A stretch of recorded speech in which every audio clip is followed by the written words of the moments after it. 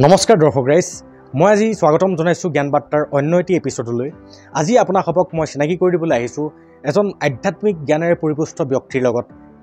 তেখেতে গোটেই জীৱন শিক্ষকতাৰ বৃত্তিত নিয়োজিত আছিল আৰু বৰ্তমান তেখেত শংকৰ সংঘৰ লগতো জড়িত হৈ বৰ্তমান ধৰ্ম প্ৰচাৰৰ কামত আধ্যাত্মিক দিশত সমাজখনক সংস্কাৰৰ ক্ষেত্ৰত আগৰণুৱা ব্যক্তি হিচাপে নিজকে চিনাক্তকৰণ কৰিবলৈ সক্ষম হৈছে। আৰু তেখেত আমাৰ শ্ৰদ্ধাৰ শ্ৰীযুত ঘনকান্ত বৰুৱা ডাঙৰীয়া।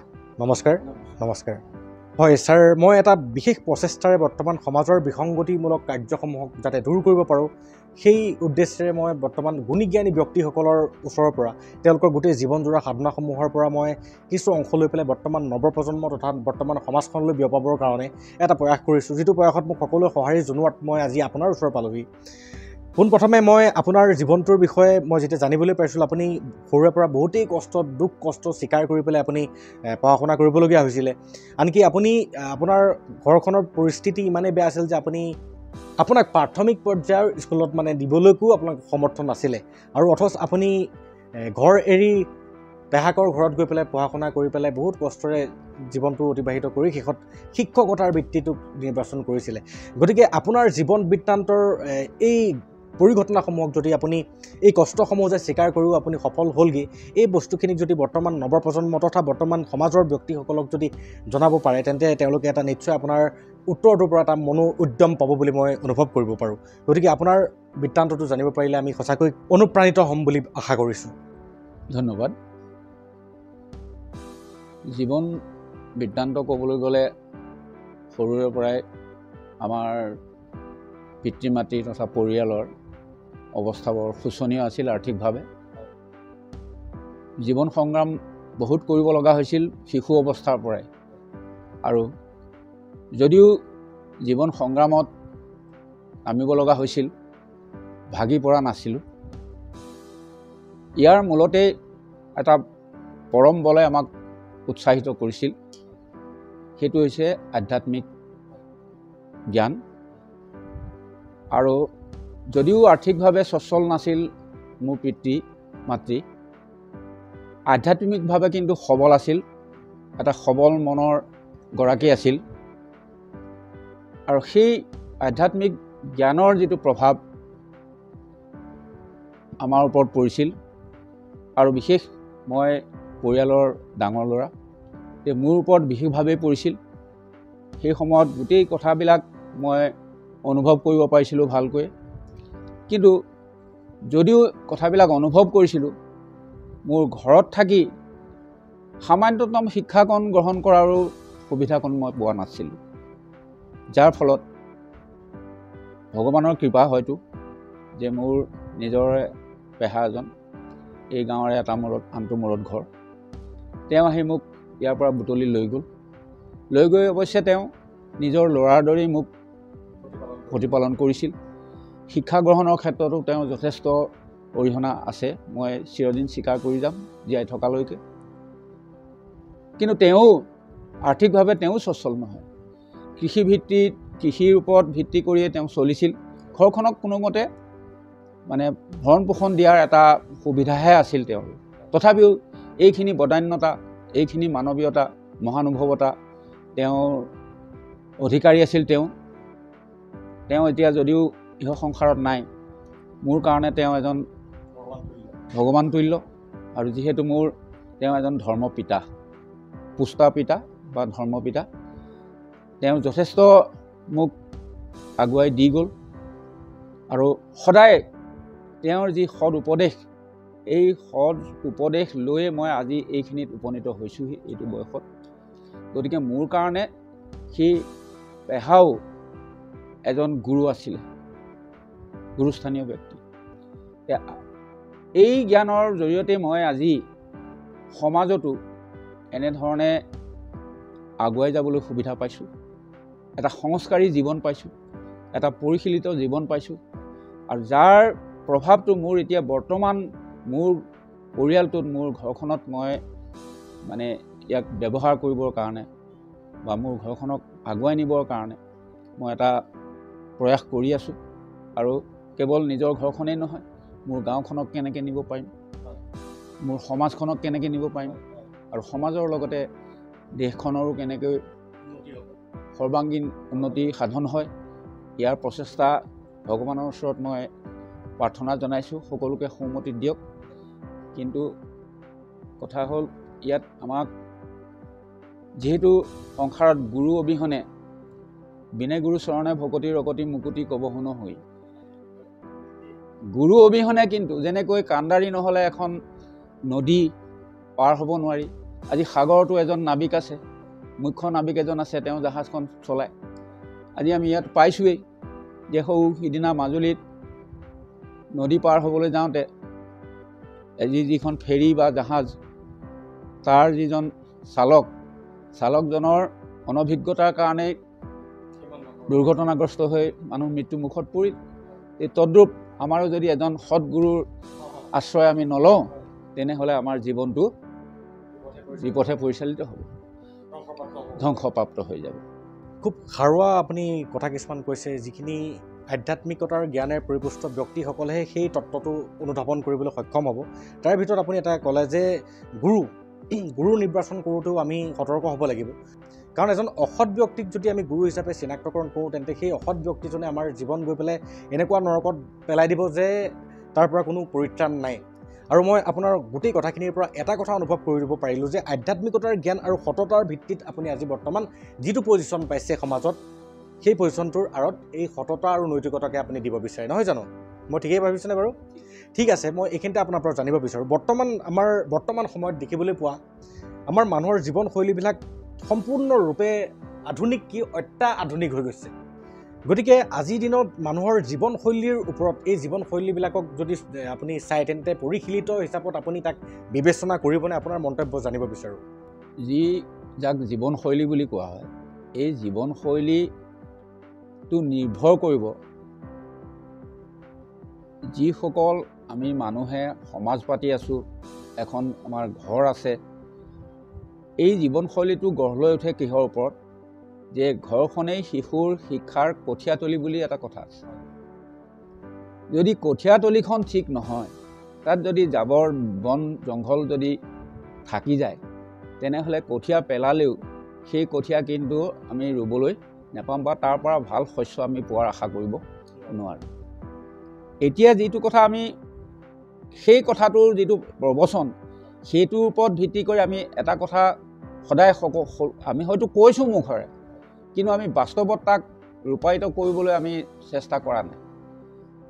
আমাৰ যিসকল শিশু, যিসকল বালক হ'ব, তাৰপিছত কৈশোৰ হ'ব, তাৰপিছতে যুৱাৱস্থা পাব, সেইসকলক আমি এই স্তৰকেইটা পাৰ কৰাওঁতে যদি আধ্যাত্মিকতাৰ জ্ঞানেৰে সৈতে পৰিপুষ্ট কৰি সিহঁতক আগুৱাই নিব নোৱাৰোঁ, অৰ্থাৎ আমাৰ ঘৰখনতেই যদি সেই সুবিধাখিনি আমি দিব নোৱাৰোঁ, এতিয়া আমাক গুৰুৰ কথা কৈ আছোঁ আমি, যে গুৰু আমাৰ 3 প্ৰকাৰ গুৰু বুলি শাস্ত্ৰই দেখুৱাইছে।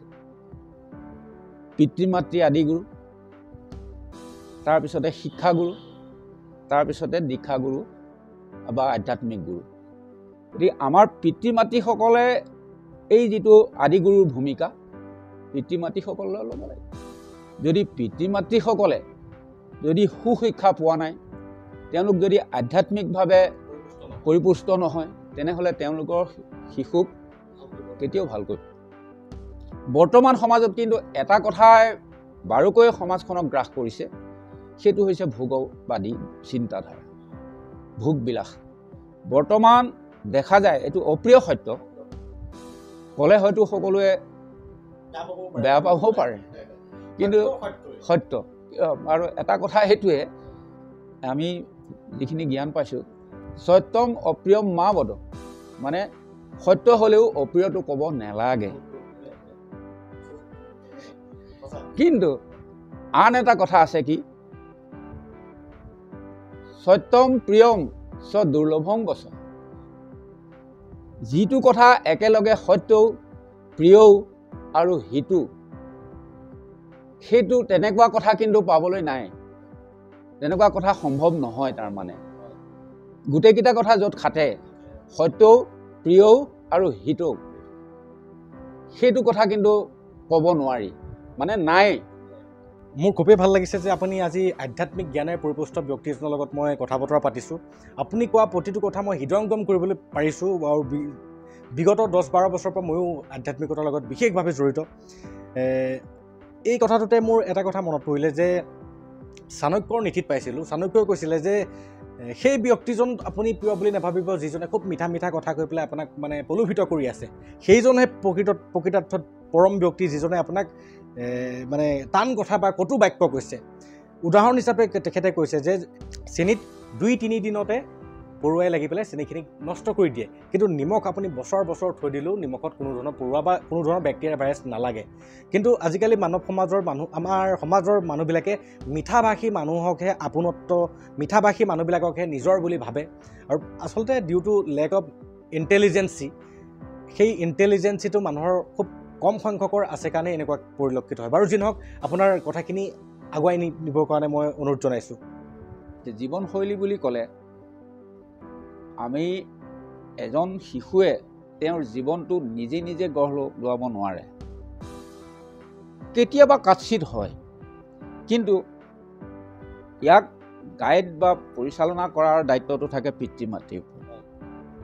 সেইকাৰণে শ্ৰীমন্ত শংকৰদেৱ সংঘত যিহেতু এটা আধ্যাত্মিক অনুষ্ঠান, তাত এটা বিষয়বস্তু আছে যিটোক আমি শিশুসকলৰ কাৰণে, শিশুসকলৰ উন্নতিৰ কাৰণে তাত এটা ব্যৱস্থা ৰখা হৈছে শিশু আৰু আই মাতৃ যুৱক যুৱতীসকলৰ কাৰণে।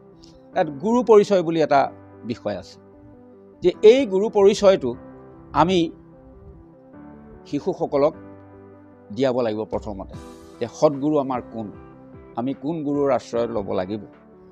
কিন্তু যদি আমি পিতৃ মাতৃসকল যদি সেই গুৰুৰ আশ্ৰয়লৈ যোৱা নাই, তেনেহ'লে আমি তেওঁক পৰিচয় কেনেকৈ কৰাম? আমি যাৰ লগত অপৰিচিত তেওঁক আমি আমাৰ সন্তানক পৰিচয় কৰাবলৈ যাব পাৰিম জানো? নিশ্চয় নোৱাৰোঁ। গতিকে আমি সেই দিশত নিজেও কিন্তু অগ্ৰসৰ হ'ব লাগিব।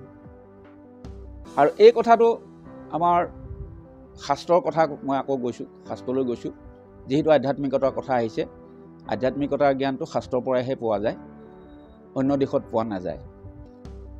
প্ৰহ্লাদক যেতিয়া তেওঁৰ পিতাকে হিৰণ্যকশিপুৱে সন্দামৰ্কক তেওঁ গুৰু হিচাপে চমজাই দি শিক্ষা দিবৰ কাৰণে তেওঁলোকক দায়িত্ব দিছিল, তেতিয়া সন্দামৰ্কই তেওঁলোকক যি শিক্ষা দিছিল প্ৰহ্লাদে কিন্তু মানা নাছিল। তেওঁ সেই শিক্ষাৰ সম্পূৰ্ণ বিৰোধী আছিল। তেওঁ এটা কথা জানিছিল যে এই শিক্ষাৰ জৰিয়তে মানুহে গতি পাব নোৱাৰে, মানে সৎগতি নহয় মানুহ।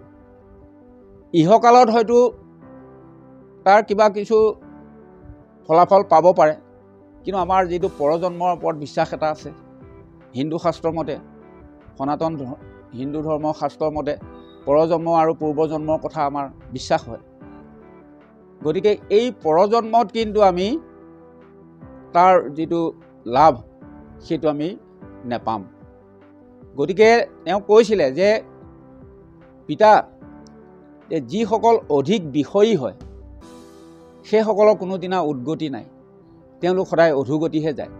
আমাৰ দুটা গতি আছে, এটা হ'ল ঊৰ্ধ্বগতি আৰু এটা হ'ল অধোগতি। এই দুটা গতিৰ যিকোনো এটা হ'বই, আমি গতি কৰিবই লাগিব। কিয় কৰিব লাগিব? যে আমি ক'ত আছোঁ এতিয়া? জগতত আছোঁ। এই জগত শব্দটোৰ অৰ্থ হৈছে কি? জ মানে জন্ম হোৱা, গ মানে গতি কৰা, আৰু ত মানে তৎক্ষণাৎ। আমি জন্ম হৈ তৎক্ষণাৎ গতি কৰিছোঁৱেই, কিন্তু এই গতি আমি প্ৰত্যেকেই কৰিবই লাগিব। যিমান ইয়াত জীৱ আছে, প্ৰাণী আছে বা জড়জীৱও আছে, সমস্তই গতি কৰিব লাগিব। গতিকে এই গতিটো কিন্তু আমাৰ যাতে কি হয়? ঊৰ্ধ্বগতি হয়, অধোগতি নহয়। সেই শিক্ষাখিনি কিন্তু কোনে দিব লাগিব? পিতৃ মাতৃয়ে দিব লাগিব। তেতিয়া সেই ল'ৰা ছোৱালীয়ে যেতিয়া এজন গুৰু আছে বুলি ভাবিব, গুৰুৱে যেতিয়া তেওঁক ভগৱানৰ কথা ক'ব, তেওঁৰ এটা ভয় থাকিব। ভয় থাকিলে তেওঁৰ জীৱনটোক এটা সুসংহতভাৱে তেওঁ আগুৱাই নিব পাৰিব জীৱনশৈলীটো, আৰু এটা সুস্থ জীৱনশৈলী তাত গঢ় লৈ উঠিব। এইখিনিত কিন্তু সম্পূৰ্ণ ভূমিকা ল'ব লাগিব নিজৰ পিতৃ মাতৃ। যদি পিতৃ মাতৃসকল জ্ঞান ৰহিত হয়, এই আধ্যাত্মিক জ্ঞান ৰহিত হয়, তেনেহ'লে তেওঁলোকৰ পৰা শিশুৱে ভাল ফলাফল আশা কৰিব নোৱাৰে। বৰ্তমান যিটো আমাৰ আধুনিক সমাজ ব্যৱস্থা, এই আধুনিক সমাজ ব্যৱস্থাত আমি শিক্ষাৰ নামত ল'ৰা ছোৱালীবিলাকক কি কৰিছোঁ, এখন ভাল বিদ্যালয় বুলি তাত নামভৰ্তি কৰাইছোঁ আৰু নামভৰ্তি কৰাই তেওঁলোকক আমি এটা ধাৰণা মনত সোমোৱাই দিছোঁ যে পাৰ্চেণ্টেজ, এই পাৰ্চেণ্টেজৰ পিছত দৌৰি আছোঁ। কিন্তু এই পাৰ্চেণ্টেজে কি দিবগৈ আমাক সেইটো আমি ভবা নাই। যদি সি জ্ঞান নাপায়, তে জ্ঞান অবিহনে পশু হয়। এইটোত আমাৰ বিভিন্ন উদাহৰণ আছে। আৰু এটা কথা শাস্ত্ৰ উপনিষদে কৈছে,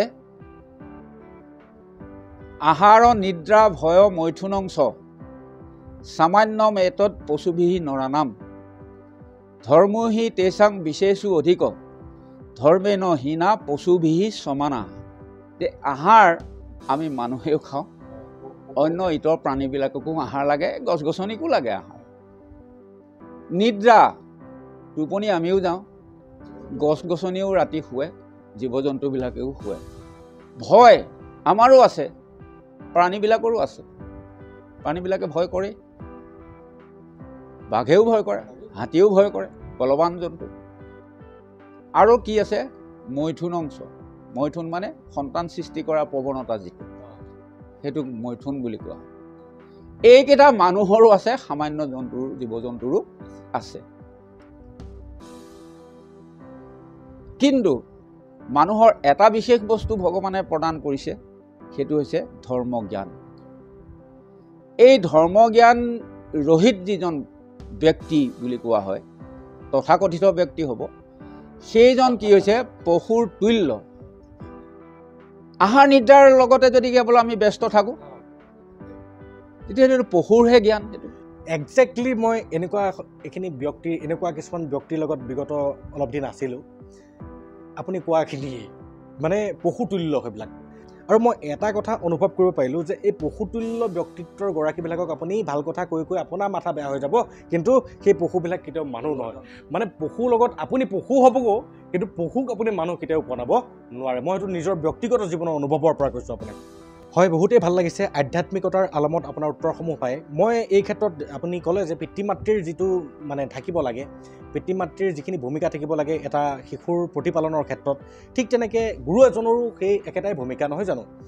গতিকে এজন প্ৰকৃত গুৰুৰ লক্ষণসমূহ কেনেকুৱা, এজন প্ৰকৃত গুৰুৰ গাত কেনেকুৱা গুণে বাস কৰিব লাগে, সেই বিষয়ে যদি আধ্যাত্মিকভাৱে আপুনি বৰ্তমানৰ সমাজখনলৈ এটা ভাল মেছেজ দিয়ে, তেন্তে মই ভাবোঁ যে সকলোৰে উপকাৰ সাধন হ'ব।